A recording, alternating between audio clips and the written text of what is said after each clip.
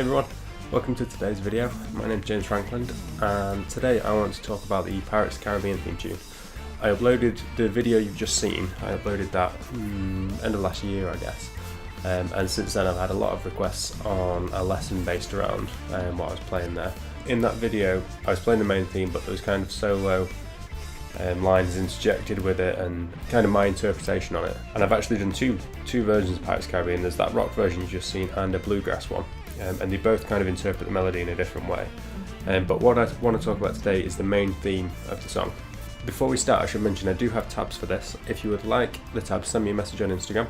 That's James Franklin Guitar, and I can send them over to you if you want to have the tabs to hand while we go through the piece. So let's get started.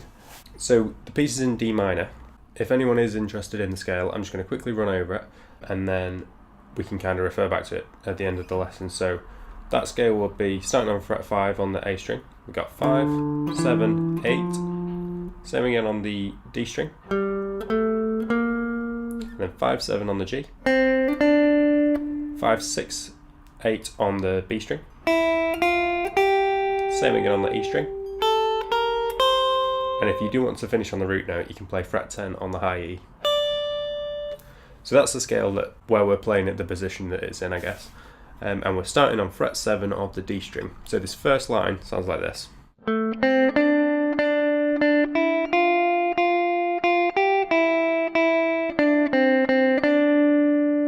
So that's fret 7 on the D, followed by 5, 7, 7 on the G.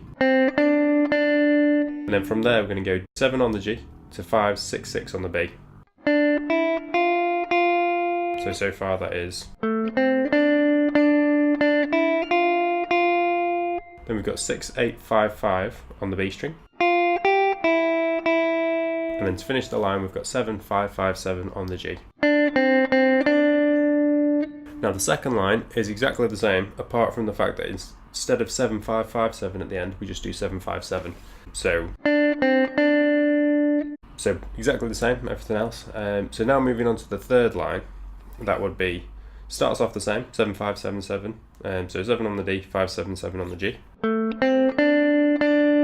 And then this next time, instead of going 7, 5, 6, 6 onto the B string, we're going to go 7 on the G, 5, 8, 8 on the B.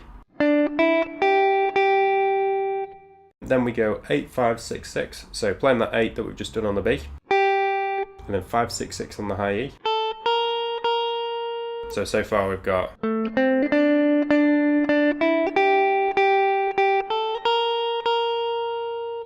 and then after that, to finish that line, we're now going to go 5 on the high E, 8 on the B string, back to that high E on 5, and then to 7 on the G, which is, so that whole line sounds like this.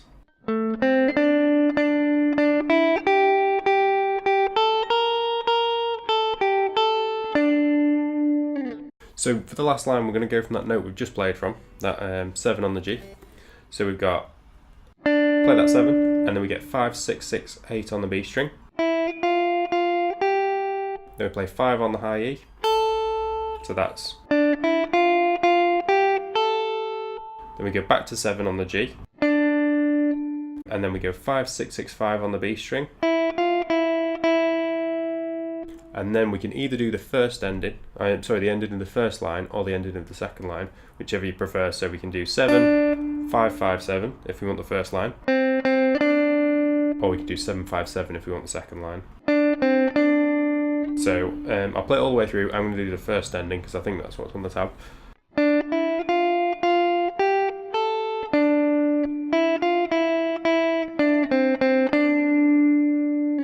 So there we have it, that's the full piece. So I'm going to play all the way through it. I'm going to play it quite slow. In this playthrough, and in what we've done so far, I'm trying to keep it as simple as I can, so there's no kind of hammer-ons or bending or sliding. It's just what is on the tab. And then in a minute I'm going to talk a little bit about how we can maybe make it a little bit more exciting. So full thing, here we go.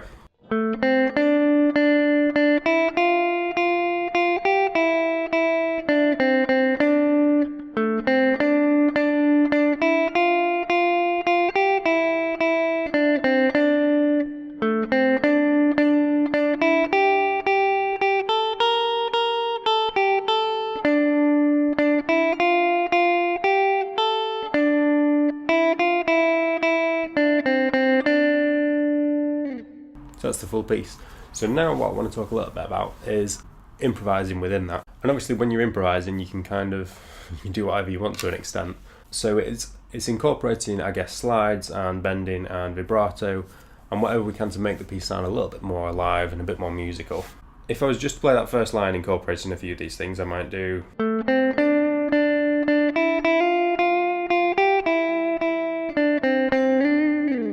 So I've got a bit of vibrato, I can't say it, bit of vibrato and a slide at the end there.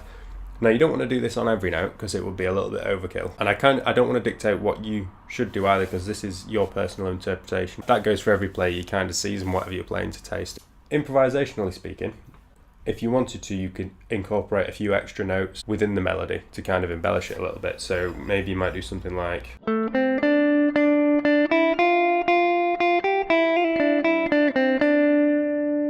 So what I've done there was I've used all the notes I've used rather are from that D minor scale we mentioned at the start. So what I've done, I played the line as normal up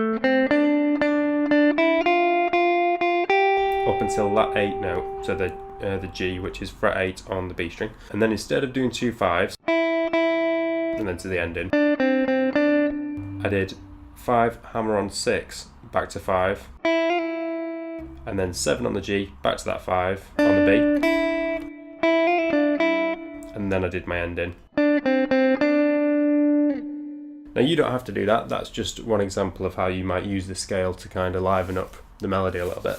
So have a play around with it. What I'd recommend doing, if the scale's fairly new to you, get it on your fingers and then have a go if you put improvisational backing track in D minor in YouTube. There'll be loads of stuff on that. Just have a go, like getting comfortable with it, and then maybe work it into the melody after that. But it's just a really great way of making melodies kind of personal to you and having your flavour on them. So that's it on this lesson. I hope you enjoyed it. If you have, please do click subscribe and the little like button, and also the bell icon that they have now, which will tell you when I've next uploaded a video. Any questions, let me know. You can either let me know in the comments section or you can send me a message on Instagram. Again, that's James Franklin Guitar. I don't know if I mentioned it earlier in the video. But yeah, if you send me a message with any questions, or if you want the tab, send me a message on there. And also, if you guys have done a version and you want to film it and send it to me, then again, send it to me on Instagram. I'll happily watch anything that anyone sends over. And that's it, I think. So thank you very much for watching, and hopefully I'll see you in the next one. Thank you.